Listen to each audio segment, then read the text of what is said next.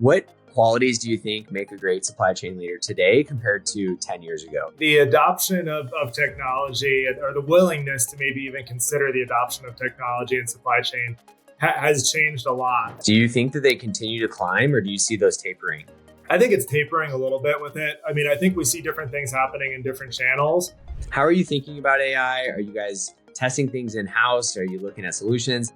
A little bit of hype in the industry right now about like, you got to be there now. And I don't know if some of the solutions that are out there actually deliver on that yet. Is technology changing the way that you hire or the number of people that you hire? What I don't want to do is throw people at a problem that I think that we can solve with technology in the future.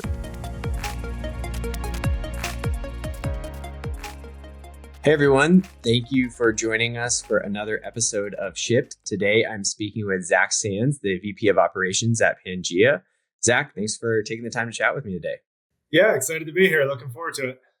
Yeah, so am I. Zach, maybe you can start by just giving us a quick intro about yourself and how you landed at Pangaea, just so everybody can kind of come up to speed quickly. Yeah, absolutely. I'm originally from Pennsylvania. Went to school up there, focusing on supply chain, and coming out of college, really wasn't sure exactly where I wanted to go or how to turn a supply chain degree into reality. So I had a professor who kind of nudged me in the direction of getting into warehousing, and wasn't exactly what I thought I'd be doing with a college degree, but looking back on it in hindsight, like starting out there and being able to get the front lines of distribution and warehousing and learn that from the ground up was really great for me. I ultimately had a goal to work my way up into kind of a corporate environment and worked my way up through distribution, and then ultimately worked for Lowe's Home Improvement. And that's what brought me down to North Carolina, where I'm at now. A variety of supply chain roles there, supply chain optimization, planning, things like that. And did that whole retail side for a while and said, okay, well, what about going to the other side of the world and being a vendor and getting into the CPG space? So spent some time at Greenworks Tools in the battery outdoor power equipment world, and then completely pivoted into personal groomers and skincare products. So touched a lot of different things, and whether it be the warehouse floor or corporate office, it's been a cool experience to kind of see all aspects of the supply chain end to end.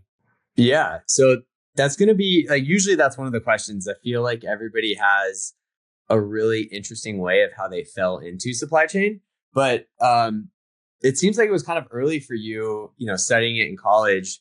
But it's since sounds like progressed kind of to a different direction. But what was it like, I guess, in your college years that made you at least intrigued enough to study it and look into it? Yeah, I would say, I think I've always been attracted to kind of solving problems or complex problems. And I think that's, when you think about supply chain management in general or operations in general, frankly, there's a lot of complexity and a lot of problems to solve there, and a bit of like a scientific approach to it in a way. So I think that's what kind of pulled me towards it in the beginning, to say, I like meaty problems, I like complexity, and you certainly get it every day in operations. Totally. And, it sounds like for you, it wasn't like a defining moment, but it's been like a progression. Is there anything, I guess, that you can pinpoint as an early moment in your career or something that's like been very pivotal to where you feel like this one maybe experience has lent you to kind of where you are today? Or has it been kind of a culmination of, all of the different pieces from studying and to actually like getting your feet wet with multiple entities to get to where you are today? Yeah, that's a good question. I mean, I think there were moments where I look back on it where having a vision of what I wanted to do and then kind of striking on those opportunities, had really made a difference for me. And, like I said, I didn't really want to be in warehousing and didn't think that was necessarily going to be the long game for me. But so I had that vision of okay, well, how do I get into the corporate office? And it strikes me with an opportunity that I had at Lowe's where, at my distribution center, we had some people come in from the corporate office to kind of talk about the larger supply chain and kind of how distribution impacts that. And I took that as an opportunity to say, okay, here's my chance to kind of talk to somebody from the big corporate office and kind of put my name in the hat there. And I didn't want to miss the opportunity, and I took it, and it worked from just a simple conversation, not really like applying for a job, but just hey, what kind of roles would make sense for somebody to come out of distribution and get into the corporate office? And that just kind of got the ball rolling. And that was that was a big catalyst event, I think, and kind of pivoting out of the warehousing side of it and getting into that corporate environment. So, I think it's having a vision, and then like when the opportunity presents itself, like don't miss it. Like make your interest known, and talk to whoever you can to try to get to that spot.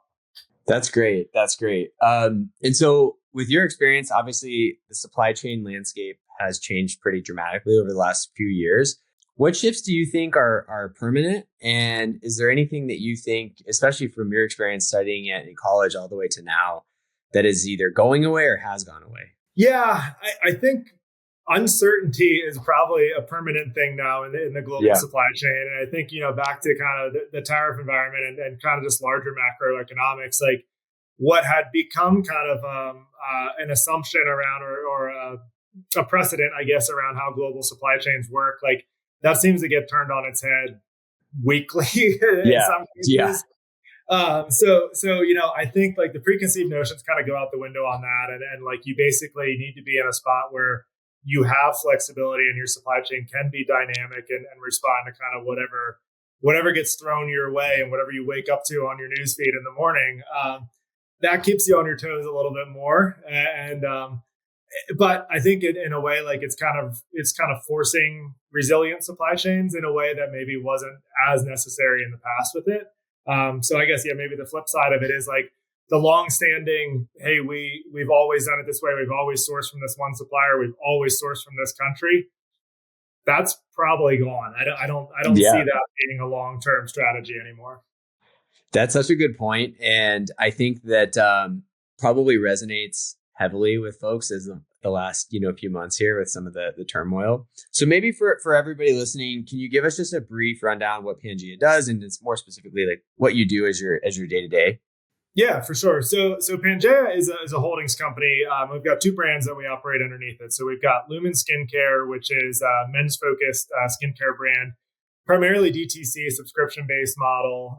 So doing a lot of website orders, multi-piece bundles, things like that, through a free trial flow where we then get customers introduced to the brand and then get them on their subscription going forward. We do a bit of Amazon and some other wholesale and stuff is there as well. Then the Meridian grooming side of it, personal body hair groomers, and I would say kind of a polar opposite in the sense that we are doing some DTC, but a lot of retail, a lot of Amazon FBA. So and wholesale distribution as well. So it keeps it interesting in the sense that my team and really the entire organization, we work on both brands full time. We don't have a dedicated brand team for one or the other. We just take one hat off and put the other one on and kind of bounce back and forth. And so it could be a very meaty DTC conversation, or it could be heavy Amazon or heavy retail. And it just depends on the meeting you're in and kind of where the need is for the business. So that definitely keeps it exciting. Yeah, it's so I came from Amazon before this, and I would say I was there for maybe 2.5 years and still know this much about it, right? There's just so much on the Amazon side. How do those conversations differ when you talk about the D2C side versus Amazon? Obviously, I'm sure you're tailoring kind of, but is there any like glaring differences operationally that you maybe tailor that you could share? Yeah, I would say one of the differences, I guess, in approach with it is we've got some different bundle strategy that we do on Amazon, and we're doing FBA right now. So we approach website and Amazon slightly different in that bundle approach, but where the supply management side of it, I guess, is where it gets really unique for us in the sense that we're buying individual SKUs to have that flexibility to say we can change our bundles dynamically, we can shift our bundle mix across channels dynamically. So we're doing a lot of kitting on demand, pre-kitting, but I say on demand for Amazon when we send it into FBA. So we're keeping our inventory flexible up until that point. But then once it's in FBA, we don't have that flexibility anymore. And the pre-bundling makes sense for us from an economics perspective. Whereas website, we always keep our inventory in individual SKUs, which gives us a lot more flexibility there. We're not locked in to say, oh, we just went and bought an MOQ of a bundle. Like, sorry, sales marketing, you're going to have to wait till that gets sold through. So pros and cons to both of it, in terms of the economic side and the flexibility side. But we've leaned on that flexibility and said, like, let's wait until the 11th hour because sales and marketing strategy shifts rapidly. And we want to be able to support that from an operational perspective. Yeah, that's such a good point. Is there, man, it sparks so much. I have so many questions for you. So I guess the first one is, with peak coming up and kind of some of the, we'll just say, I guess, directly with some of the tariffs and then some of what you're talking about on the Amazon side and I guess the DTC side. Is it different this year than it is years past? Or, I mean, there's always been disruptions, but how do you think about the current climate versus historic climates? And are you doing anything differently? Yeah, I mean, I think looking up the supply chain and all that, like I think we've got through the storm and the uncertainty that was kind of there for a while when tariffs really spiked in, April, May of this year, when there was a lot of uncertainty of, hey, do we continue buying? Do we wait it out? All that has kind of settled in for the most part. And I would say like supply side, I think we're as normal as it can be in this environment. Where I would say the uncertainty comes in is probably more macro and like consumer sentiment going into the holidays here. And, I would say like fall Prime Day for us was not exactly what we expected it to be and very different than summer Prime Day. And, it's hard to pinpoint and say like, is that an us thing? Is that a macro thing? But it was different. And I think the consumer behavior was different. So I think that's kind of the concern going into peak is like, what's going to resonate with consumers? I think we have a perception that right now, value is something that sticks with customers and strikes with customers.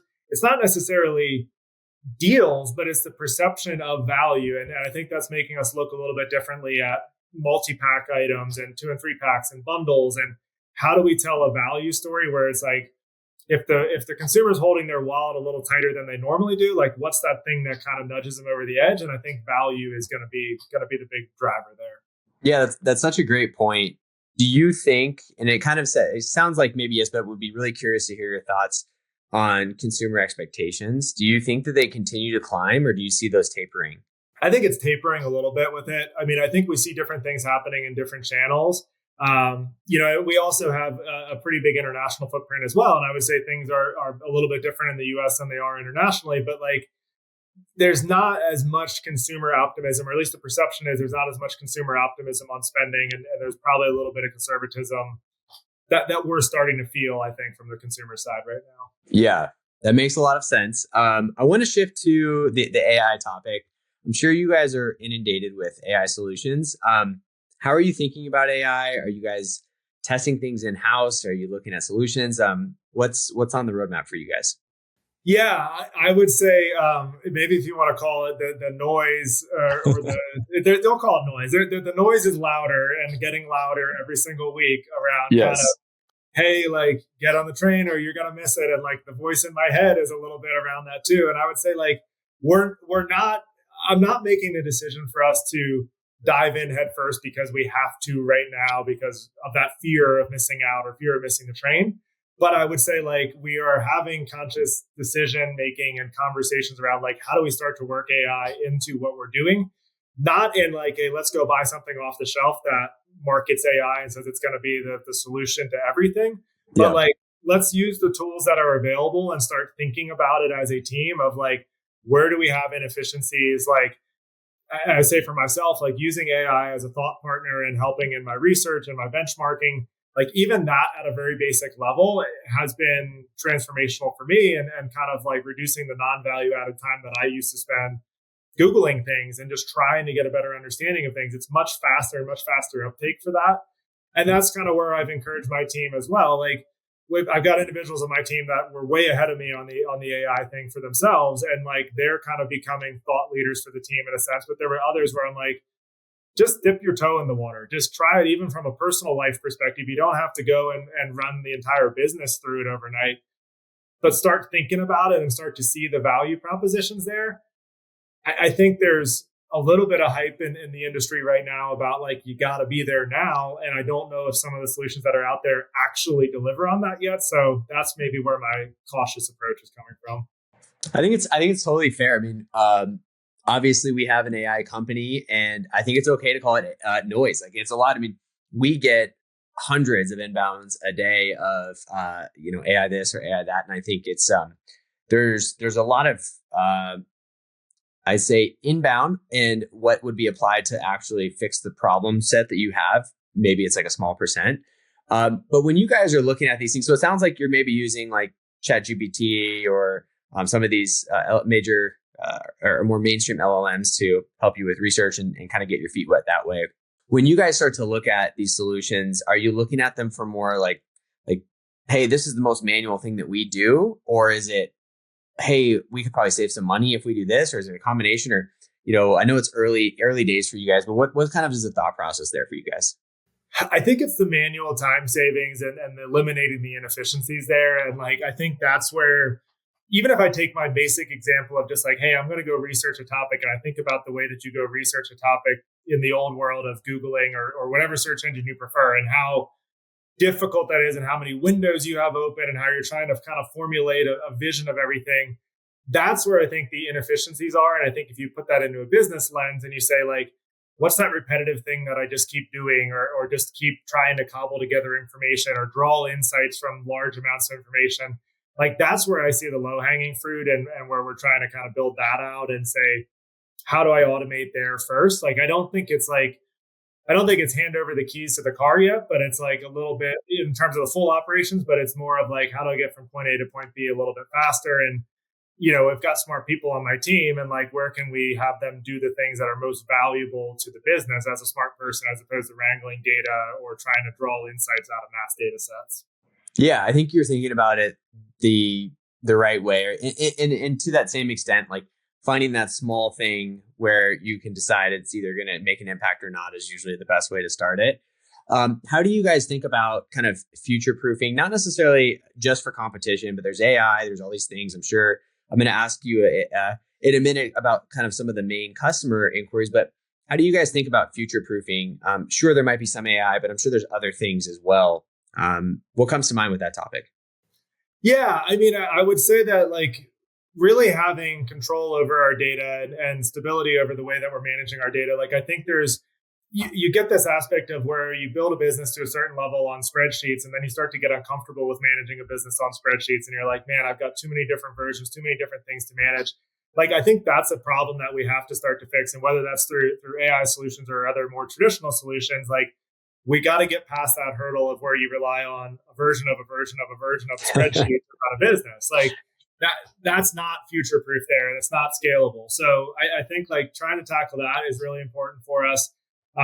Supply chain stability overall, I think is resiliency and stability is really important in it as well, as we think about that, and like future proofing against, like we talked about earlier with tariffs and things like that. Like, where do I turn next if 100% tariff comes or 150% tariff comes? Like, that's where I want to be kind of a thought leader for the team in that of like, how do you see around the corner and like not just managing the road right in front of you, but like, what are we going to do in the future as we see things change in the macro environment?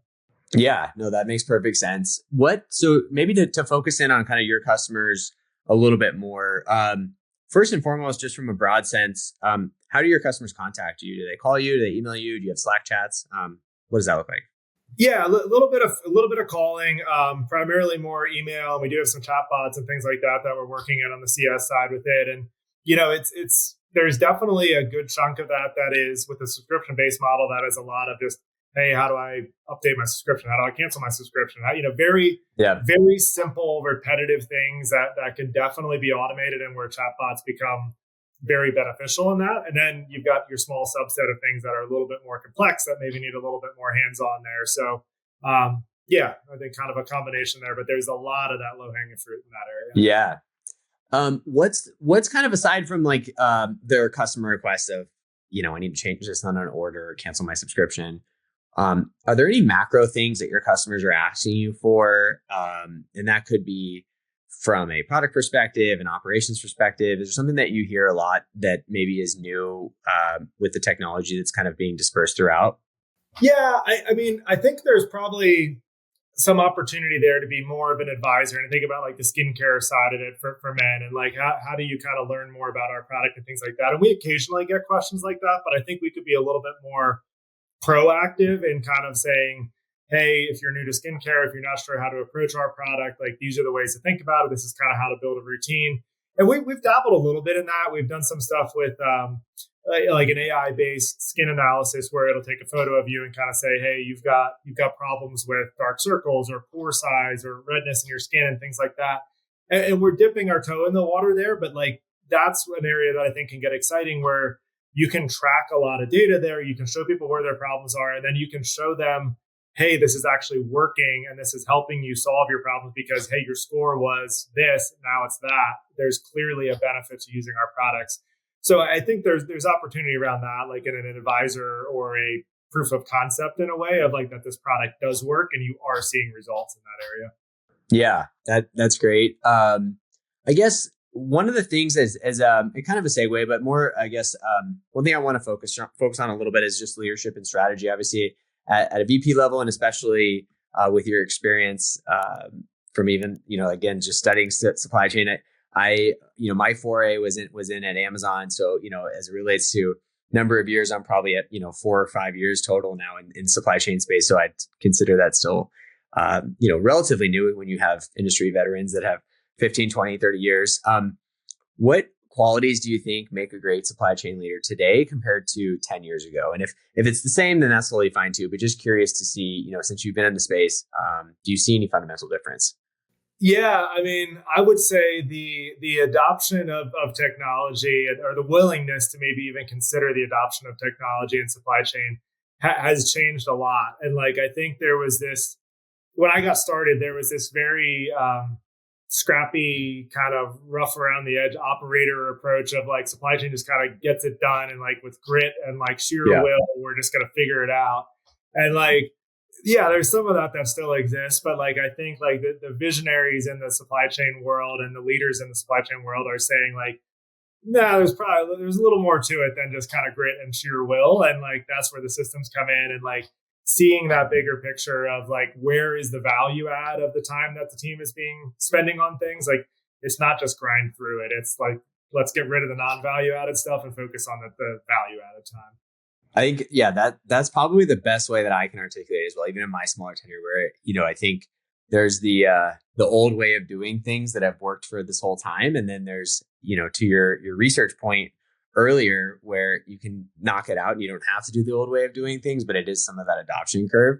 From a leader's perspective, especially in supply chain, I feel like the tactical firefighting is just a part of everyday life, and it's inevitable, especially when we are handing parcel to a last mile carrier that it's out of your hands. But how do you balance kind of the tactical firefighting with the long-term strategic planning, knowing that you're always going to have problems?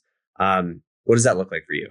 Yeah, that's the tough part is like it's always there, and there's always a fire. And like, I think that's for me, as I've kind of progressed in my career, like it was actually kind of hard to carve out enough space to do the strategic stuff because I was so used to being the front lines and being the one who like, well, the fire happened, like, okay, like suit up, it's time to go figure it out. And like, I still think it's important that I am willing to do that and can do that and still roll my sleeves up and get in there. But like, I got to also make sure that I've got, managers and directors on the front lines that can handle that stuff on their own, and that I don't have to get involved in every single fire that happens with it. So I want to keep my finger on the pulse, and I want to know where it's happening, because I think like if I do have a good team in front of me that is really the one fighting the fire, but I know where the fire is happening and I can kind of root cause it, like they can put the fire out, I can figure out why the fire happened.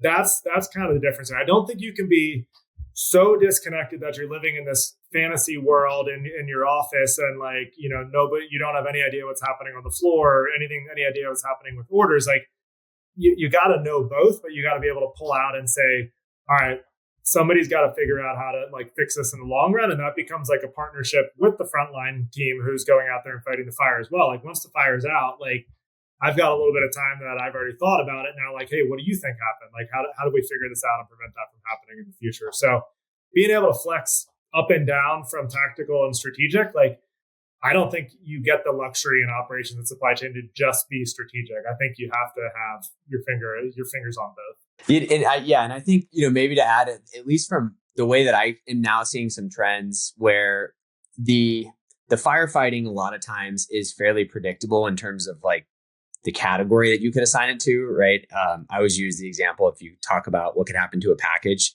there's not like infinite numbers of things, right? It's like lost, stolen, damaged, the wrong thing, right? Maybe 5 or 10 total things. And so you can kind of use technology to help guide you on a path. Now, you're still going to have things that are the weird cases.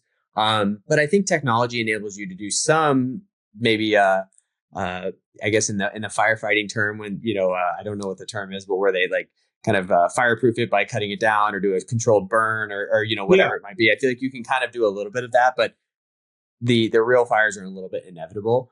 How are you thinking? So obviously, from a frontline perspective, you're going to continue to probably need warehouse workers and such, and fulfillment folks for some time to come. The back office side, we're seeing change a little bit. Is technology changing the way that you hire or the number of people that you hire? Is it kind of too early to be talking about that, or is it something that you guys are starting to think about?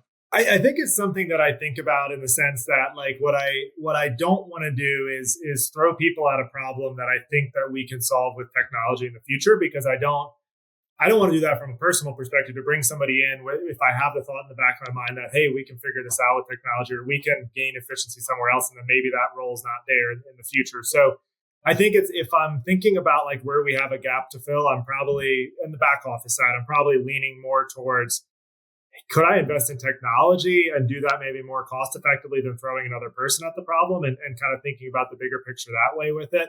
I think the AI curve is moving so quickly there that it's like, I definitely don't want to get ourselves in a position where we're overstaffed for what we need when we start to bring in some more of this technology and the solution in the future.